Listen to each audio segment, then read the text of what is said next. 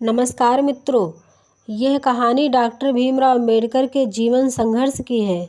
जब बाबा साहब डॉक्टर भीमराव अम्बेडकर विदेशों में उच्च शिक्षा प्राप्त करने और सैन्य सचिव जैसे उच्च पद पर आसीन होने के बावजूद डॉक्टर भीमराव अम्बेडकर को घोर अपमान सहना पड़ा।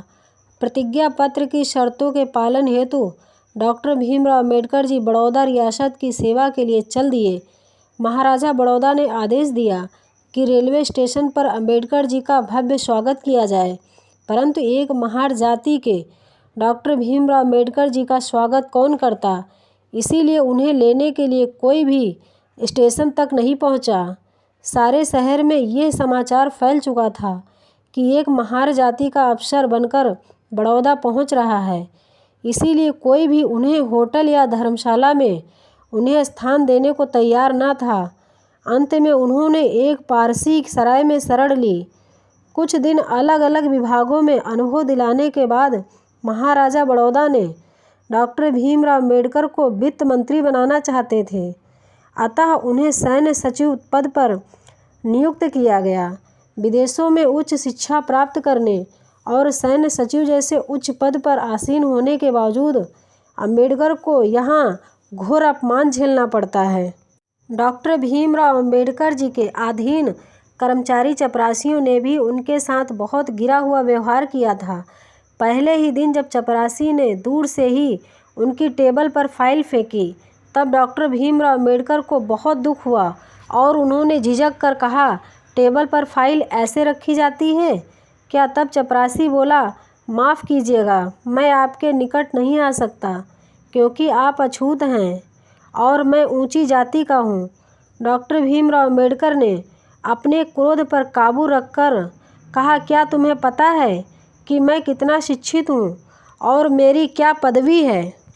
चपरासी बोला, जी हाँ, जानता हूँ, आप मिलिट्री सेक्रेटरी हैं और डॉक्टर हैं, पर इससे क्या, आखिर जन्म से तो आप अछूत महार ही हैं ना। यह सुनकर डॉक्टर भीमराव अम्बेडकर जी जैसे सातवें आसमान से नीचे आ गिरे। इतना ही नहीं, और कहा जाता है कि जब डॉक्टर भीमराव अम्बेडकर कार्यालय में प्रवेश करने के लिए जाने लगते तो फर्श पर पड़े कालीन को लपेटकर उठा लिया जाता था। इतना ही नहीं, चपरासी उन्हें पानी पीने को भी नहीं देता था। अपने पीने के पानी की व्यवस्था डॉक्टर भीमराव अम्बेडकर जी खुद करते। कार्यालय से जाने के बाद कार्यालय को धोया जाता और गौमूत्र से पवित्र किया जाता था। और कहा जाता है कि पारसी सराय में उनके साथ क्या गुजरी। छुआछूत के कारण किसी हिंदू मुस्लिम होटल, सराय या धर्मशाला में आश्रय नहीं दिया और भटकते भटकते वे एक पारसी की सराय तक जा पहुँचे और ठहरने के लिए बोले। तब सराय के चौकीदार को पूछने पर वो बताया कि मैं हिंदू हूँ।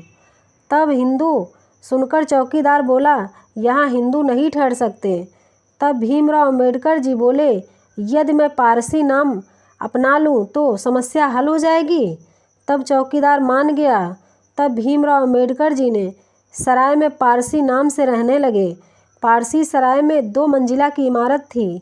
नीचे मंजिला में सराय का चौकीदार अपने परिवार के साथ रहता था और दूसरी मंजिला पर एक छोटा सा कमरा था जिसमें बिस्तर लगा था और छोटा सा बाथरूम था और एक बड़ा सा हॉल था जिसमें पुराना सामान पड़ा था। ऐसी जगह पर डॉक्टर भीमराव अम्बेडकर जी अकेले रहते थे।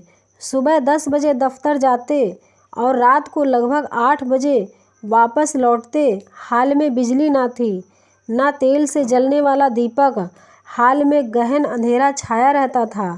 तब सराय के चौकीदार ने एक छोटी सी लालटेन लाता जिससे रोशनी कुछ दूरी तक जाती और अम्बेडकर जी को लगता कि वो कैद में हैं।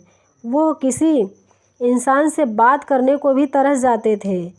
इस अकेलेपन को दूर करने के लिए डॉक्टर भीमराव अम्बेडकर जी हमेशा पढ़ाई करते रहते थे। अम्बेडकर जी का सामान कुछ बम्बई में छूट गया था, जिसको लेकर उनकी बहन का बेटा आया था और देखा अम्बेडकर जी की हालत को देख करके वह ज़ोर ज़ोर से रोने लगा। इसीलिए डॉक्टर अम्बेडकर जी ने उसे तुरंत भेज दिया और भेजने के बाद डॉक्टर भीमराव अम्बेडकर जी ने सरकारी बंगले के लिए निवेदन पत्र दिया, किंतु बड़ौदा रियासत के प्रधानमंत्री को जिस शीघ्रता से डॉक्टर भीमराव अम्बेडकर के निवेदन पर विचार करना चाहिए था वो नहीं किए। अतः एक दिन वो समय आ गया। पारसी सराय में ठहरे हुए मात्र 11 दिन हुए थे। अम्बेडकर जी सुबह का नाश्ता कर चुके थे, दफ्तर जाने की तैयारी कर रहे थे। तभी सीढ़ियों से कुछ लोगों के ऊपर चढ़ने की आहट सुनाई दी। अम्बेडकर जी सोचने लगे कोई यात्री ठहरने के लिए आया होगा, और अम्बेडकर जी देखते हैं कि 1 दर्जन पारसी लोग लाठियां लेकर अम्बेडकर जी की तरफ पहुंच गए। वो समझ गए थे कि कोई यात्री नहीं है। अम्बेडकर जी के आसपास घूमने लगे और पूछने लगे, तुम कौन हो, कहाँ से आए हो और क्यों आए हो? अम्बेडकर जी चुपचाप खड़े थे। तभी उनमें से किसी एक ने पूछा, सराय कब खाली कर रहे हो? वह ऐसा समय था जब अम्बेडकर जी को कहीं रहने का ठिकाना नहीं था, और डॉक्टर भीमराव अम्बेडकर जी बोले, मुझे 1 सप्ताह और रहने दो। इतने में संबंधित मंत्री मुझे कोठी रहने की अर्जी मंजूर कर देंगे। किंतु पारसी अम्बेडकर जी की बात को सुनने के लिए तैयार नहीं थे, और वे शाम तक अंतिम चेतावनी दी थी, सराय को शाम तक खाली कर देना। इतना कहकर सराय लोग वहाँ से चले गए, और उनके चले जाने के बाद में डॉक्टर भीमराव अम्बेडकर जी फूट फूट कर रोने लगे और सोचने लगे कि अब मैं कहाँ जाऊँ और क्या करूँ। कुछ समझ में नहीं आ रहा था। फिर अम्बेडकर जी सोचे, मेरी यह समस्या थोड़े दिनों की है। जैसे ही सरकारी बंगला मिल जाएगा मेरी समस्या हल हो जाएगी। तब तक के लिए मित्रों की मदद ली जाए। बड़ौदा रियासत में अम्बेडकर जी के 2 मित्र थे, एक हिंदू और दूसरा भारतीय ईसाई। अम्बेडकर जी पहले हिंदू मित्र के पास गए और उससे अपनी कहानी बताई। डॉक्टर भीमराव अम्बेडकर जी की कहानी सुनकर उसको दुख हुआ, और उसने पारसियों को भी भला बुरा कहा। किंतु यह सब महसूस करने के बाद भी वो कहने लगा, यदि आप मेरे घर में रहने के लिए आ जाएंगे तो मेरे सारे नौकर भाग जाएंगे। अम्बेडकर जी को संकेत मिल गया था और वो समझ गए थे। फिर अम्बेडकर जी अपने ईसाई मित्र के पास गए और सारी बातें बताई। ये सुनकर ईसाई मित्र बोला कि उसकी पत्नी अगले दिन आ रही है और उससे सलाह कर बताएगा। ये सुनकर अम्बेडकर जी भी समझ गए, और उनको यही लगा कि उनका भी यही संकेत है नहीं रहने का। शाम लगभग 4 बजे अम्बेडकर जी अपने ईसाई मित्र के घर से चल दिए और सोचने लगे कि अब मैं कहाँ जाऊँ। मेरा तो कोई भी मित्र ना था, सराय भी छोड़नी है। अब अम्बेडकर जी के सामने बॉम्बे लौटने के सिवाय और कुछ ना था।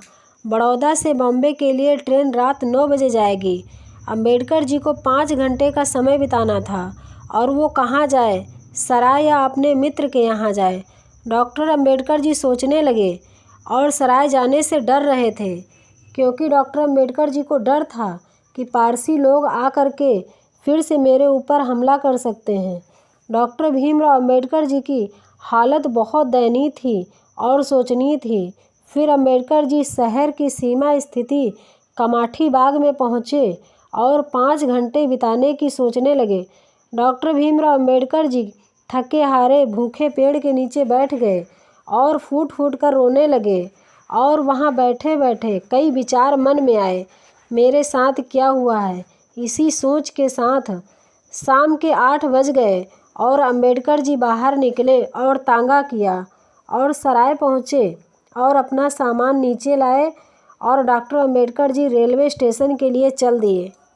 कई वर्ष बीत चुके थे।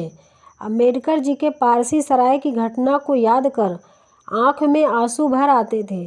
पहली बार पता चला था कि जो व्यक्ति हिंदू के लिए अछूत है वह व्यक्ति पारसी के लिए भी अछूत है, और अम्बेडकर जी के इन कर्मचारी अधिकारी पारसियों और एक दूसरे लाखों लोगों जो जहालत, अशिक्षा, रूढ़ियों एवं अनेक कुप्रथाओं से ग्रस्त, कहीं अधिक विद्वान, उच्च नैतिकता, उदारता और महानता के स्वामी थे, परंतु फिर भी उन्हें जाति अभिमानियों से मानवता से घिरा हुआ व्यवहार किया गया। केलुस्कर, जिन्होंने अंबेडकर जी को छात्रवृत्ति दिलाने में बहुत ही महत्वपूर्ण भूमिका निभाई थी, एक बार फिर गति में आए। उन्होंने महाराजा बड़ौदा को अंबेडकर जी की सारी व्यथा गाथा सुनाई कि जिस प्रकार बड़ौदा में डॉक्टर भीमराव अंबेडकर जी का अपमान किया गया और किस प्रकार उन्हें बड़ौदा रियासत से निकालना पड़ा, परंतु इस भेंट में प्रयास का कोई भी लाभदायक परिणाम न निकला। तब केलुस्कर ने अपने एक मित्र को, जो बड़ौदा में प्रोफेसर थे और प्रगतिशील विचार रखते थे, इस बात के लिए तैयार कर लिया कि वो डॉक्टर भीमराव अंबेडकर जी को अपने घर में स्थान देंगे और खर्च आदि का अंबेडकर जी से वसूल कर लिया करें। जब डॉक्टर भीमराव अंबेडकर जी प्रोफेसर के वचन अनुसार और केलुस्कर के कहने पर बड़ौदा पहुँचे तो उन्हें प्रोफेसर का लिखा एक पत्र मिला, जिसमें लिखा हुआ था कि उनके घर न आए क्योंकि उनकी पत्नी इसके लिए सहमत नहीं है। भीमराव अंबेडकर जी जैसे ही यह पत्र देखे तो वे बड़ौदा स्टेशन से ही वापस लौट गए। इन परिस्थितियों में डॉक्टर भीमराव अंबेडकर को महाराजा बड़ौदा, जिसने उनकी शिक्षा प्राप्ति में पर्याप्त सहायता की थी, वे रियासत को ही त्यागना पड़ा। यह बहुत असहनीय था और डॉक्टर भीमराव अंबेडकर जी की घटना से बहुत दुख पहुंचा था।